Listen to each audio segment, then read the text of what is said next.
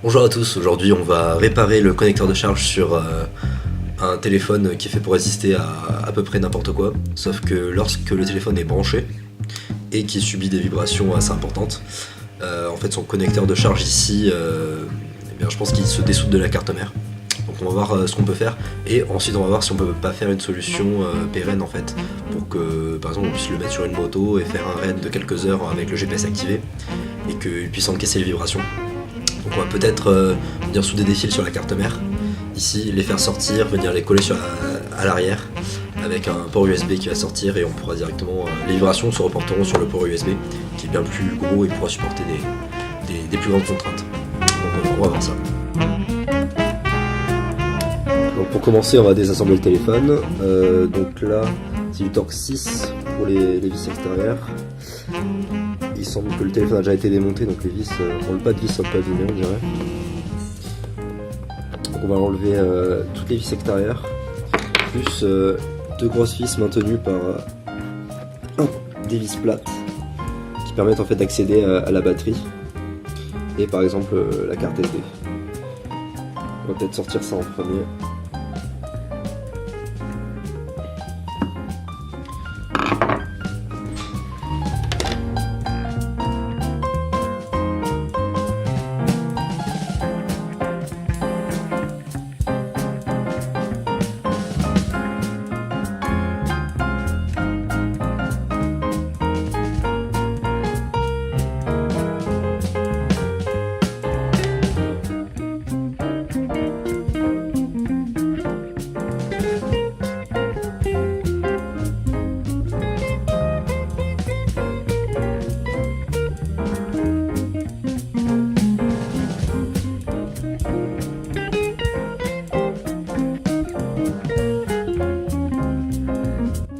Donc on a extrait la plupart des vis, il en reste une dans ce coin là qui ne veut pas sortir, donc on va faire attention lorsqu'on va la démonter le téléphone.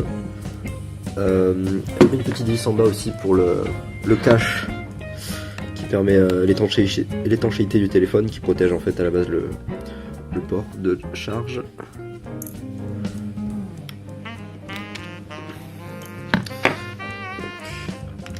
Tirer doucement, on peut le séparer ici. Il y a un joint d'étanchéité tout le long. On va tirer doucement et en haut, effectivement la vis ne gênait pas. Donc je pense que la partie plastique est abîmée ici. Bon, elle sort pas, on va la laisser là. Faites attention au petit joint d'étanchéité. Mettez-le bien en place. Donc voilà le connecteur de charge. Donc on va aller vérifier qu'est-ce qui ne va pas, si c'est bien lui qui est incriminé. Et ensuite, si on voit que le problème vient bien de là, on va voir si on ne peut pas le dessouder, venir souder des fils ici. Et ensuite on va sûrement venir usiner directement dans la coque ici, faire un peu de place pour faire passer les fils, et on va voir ce que ça donne. Donc après avoir testé le port de charge, il semble qu'il fonctionne encore mais que les contacts ne soient pas fameux. Donc on va aller le dessouder.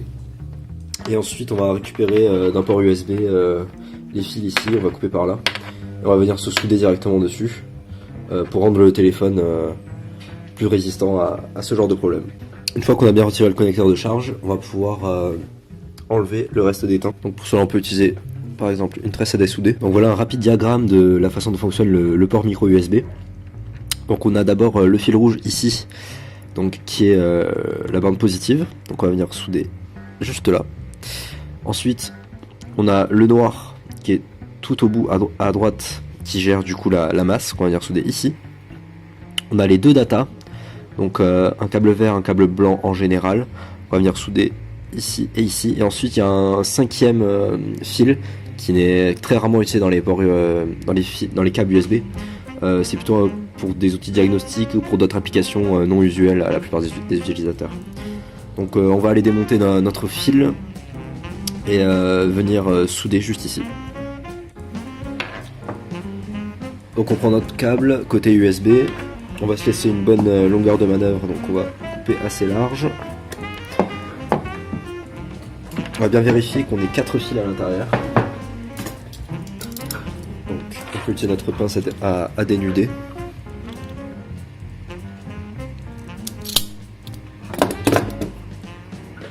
voit qu'il y avait une gaine avec.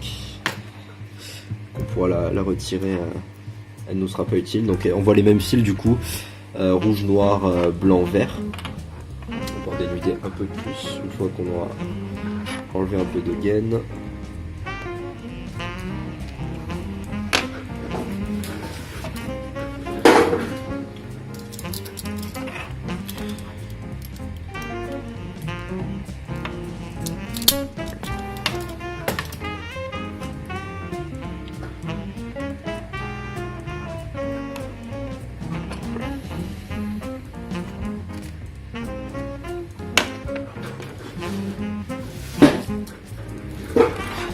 Donc nous voilà avec nos 4 fils. Donc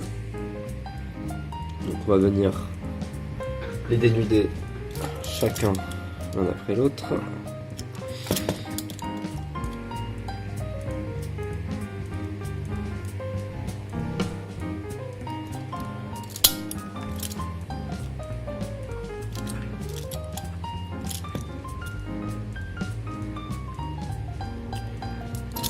Essayez de garder la même longueur à peu près pour chacun.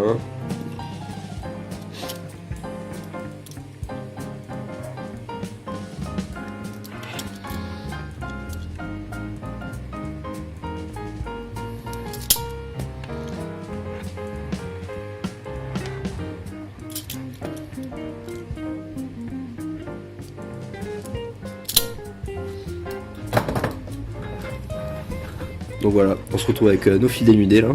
On pourra enlever la gaine là, dès qu'on en aura besoin. Et qu'on va venir souder sur notre carte mère. Donc en premier, je vais venir étamer les endroits où je vais venir me souder.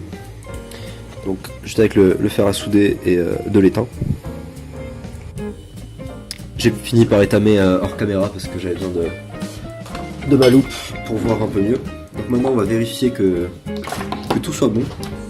Donc on va utiliser pour cela un multimètre. Ce qui est important, c'est qu'on ne veut pas que les différentes pins se touchent en fait. Donc il faut une résistance infinie entre chaque... sinon c'est qu'on a un court-circuit. Tout est en ordre. On va pouvoir passer à la suite. Bon, alors résultat des courses, j'ai bien soudé au final les 4 fils donc sur la carte mère directement. J'ai oublié de mettre de la gaine thermo, j'aurais pu en profiter. Et ensuite ce que j'ai fait, c'est que j'ai utilisé donc un tube de colle de pistolet à colle. J'ai appliqué donc à l'intérieur, je vais essayer de le réouvrir sans tout casser.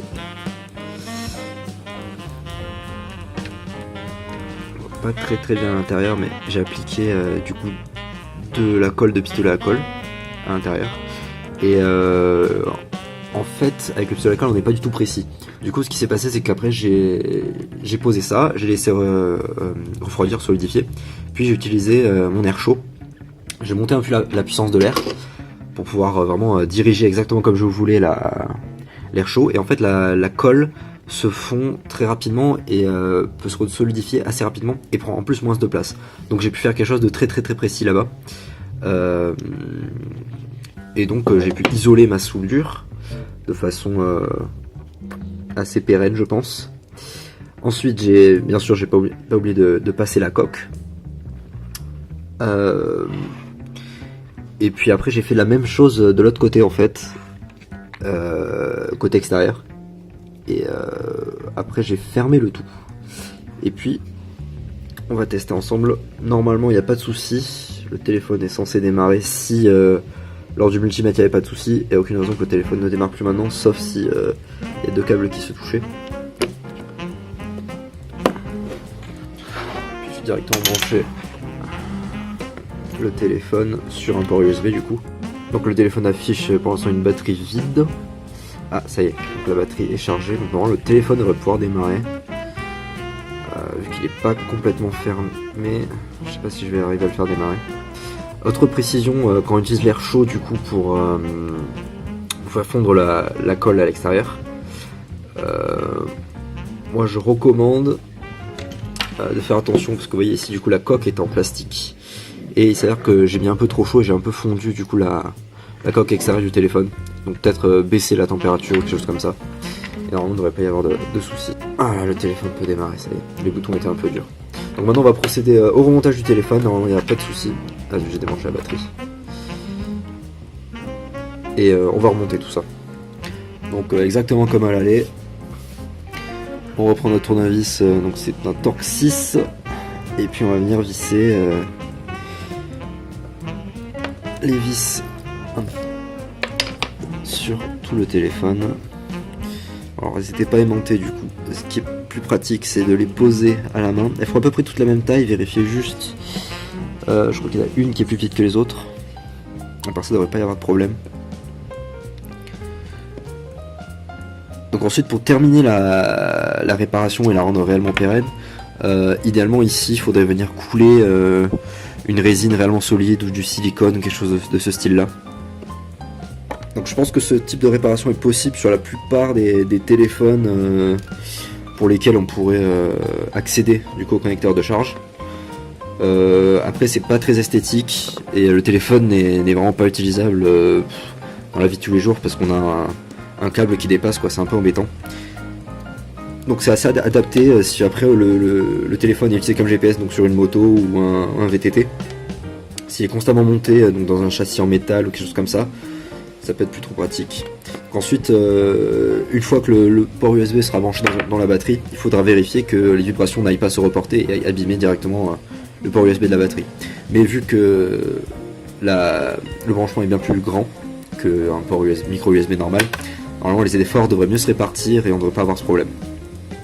Donc on va le tester sur quelques motos là, pendant 1 ou 2 raids et on va voir ce que ça donne. Voilà, une fois que toutes les vis sont bien revissées, le téléphone fonctionne toujours. Donc voilà, ça c'est une réparation du coup, un petit bricolage sur les téléphones. Je ne ferai pas ça sur un iPhone par exemple, ce sera un peu plus compliqué. Mais voilà, si jamais vous avez un connecteur de charge abîmé et que le téléphone casse tous les connecteurs de charge, vraiment s'il s'enlève quasiment tout seul, pensez à ce genre de réparation qui rend le téléphone un peu moins portable mais toujours utilisable. Voilà, merci d'avoir regardé. Si jamais vous avez besoin de conseils ou si vous avez d'autres idées, des suggestions ou besoin de pièces, vous pouvez aller voir sur mon site phonerepairtoulouse.fr et me contacter directement par mail ou par téléphone.